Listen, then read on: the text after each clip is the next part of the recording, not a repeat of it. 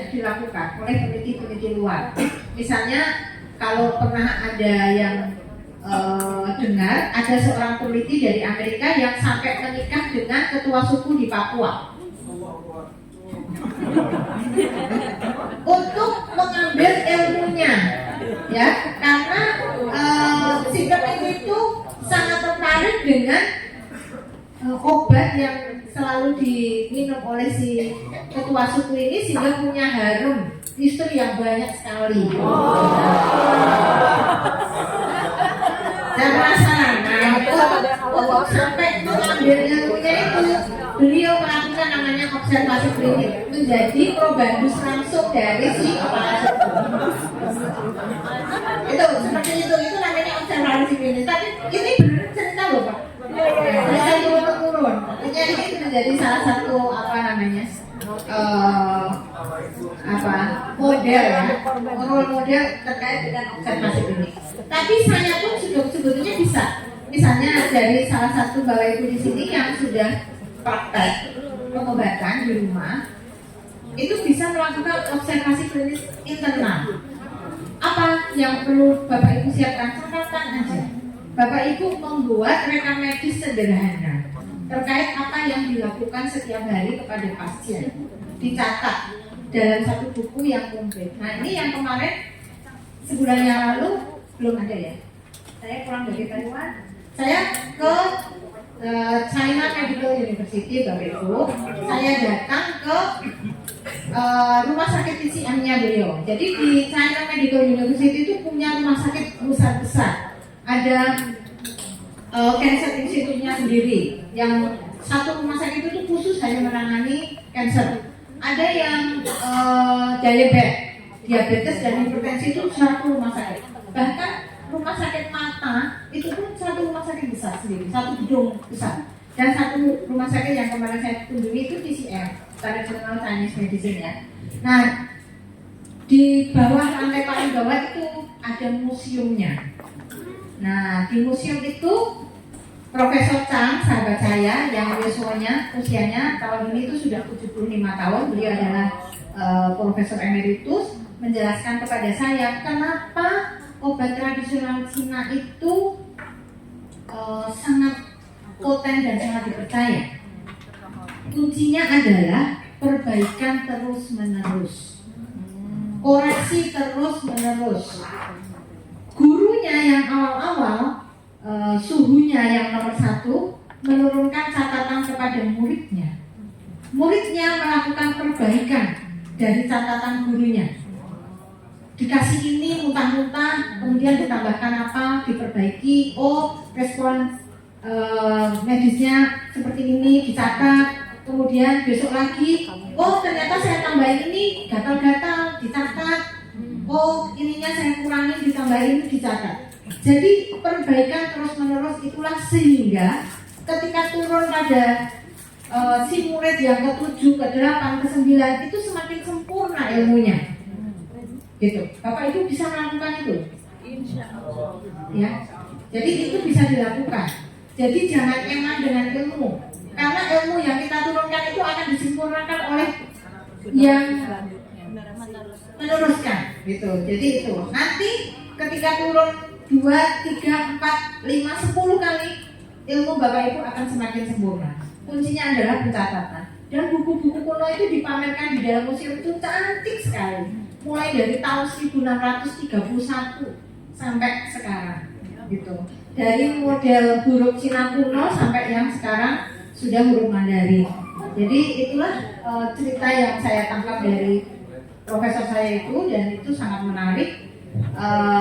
Kita kenapa tidak maju-maju? Karena kita ini dulu nenek moyangnya itu kulit nulis, maunya nembang, ya kan?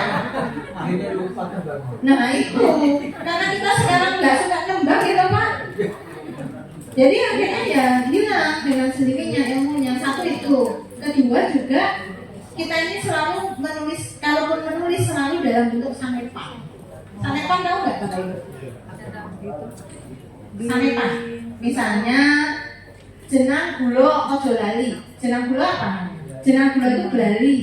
Jadi ojo lali. Nah kalau mungkin saya orang Jawa tahu, ya toh Misalnya untuk kelapa aja kan bilangnya apa gitu kan, untuk boyo aja apa bilangnya. Jadi akhirnya karena dalam dibungkus ya, maknanya itu dibungkus oleh kata-kata yang sangat sulit diinterpretasi, itu ya lama-lama jadi hilang ilmunya gitu ya.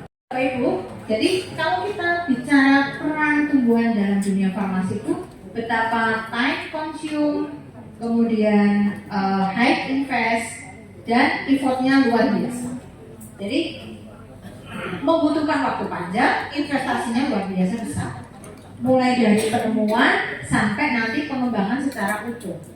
Jadi kalau sekarang kita beli obat yang mahal, yang masih mahal dilindungi paten, itu karena untuk membayar kembali investasi yang sangat mahal gitu. Beda dengan obat-obat generik yang patennya memang sudah berhenti, sudah selesai, itu boleh diproduksi secara massal. Tapi obat-obat paten yang masih dilindungi patennya pasti sangat mahal gitu. Itu karena investasinya banyak sekali. Nah, ini strateginya kalau di kami di Pusat Riset Bahan Baku Obat-obat Tradisional kadang-kadang tidak lagi untuk mencari senyawa baru, tidak harus dari tanaman. Kita mengembangkan namanya endophyte mikroba endofit. Ternyata mikroba yang ada di dalam setiap tanaman itu juga menghasilkan senyawa yang banyak sekali fungsinya bagi tanaman untuk melindungi dari kekeringan, dari cekaman hama penyakit yang ada di sekitarnya, kekurangan unsur hara, kemudian kelebihan sinar matahari seperti kemarin sudah kita bahas di kuliah sebelumnya. Okay. Nah, ini juga jadi banyak sekali yang sudah kita lakukan di laboratorium untuk menghasilkan berbagai senyawa dari banyak tanaman. Nah, ini seperti ini ya. Nanti kita misalnya uji antibakteri, lalu kita clustering nih dari banyak tanaman itu. Ada yang kuat 45 spesies, kemudian ada yang moderat, ada yang lemah, ada yang tidak aktif. Nah, yang tidak aktif otomatis langsung kita singkirkan. Ini ekstrak ini tidak aktif, berarti sudah nggak kita lanjutkan. Hanya yang hit ya, yang kuat itu yang kemudian kita lanjutkan dengan proses uji-uji bioaktivitas selanjutnya. Lanjut. Nah, ini banyak sekali.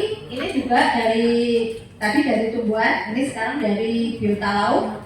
Kita mengembangkan juga melalui eksplorasi rumput laut ya untuk menghasilkan berbagai produk kefarmasian. Misalnya ini fukosantin. Fukosantin itu untuk antioksidan kuat.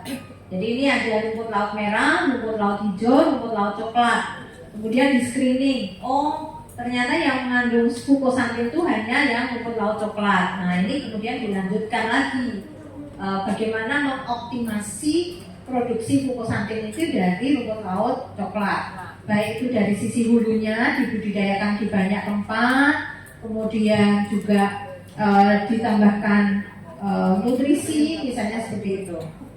Oke, lanjut. Nah, ini uji aktivitas tadi yang fukosantin. Kita uji juga untuk antioksidan, untuk anti cancer. Anti cancer pun ada beberapa metode ya, ada angiogenesis, antiinflamasi seperti itu. Kemudian juga kita uji untuk anti obesitas, untuk anti diabetes sekaligus. Nah, nanti yang paling bagus baru kemudian itu menjadi target untuk uji praklinisnya, jadi uji farmakodinamik.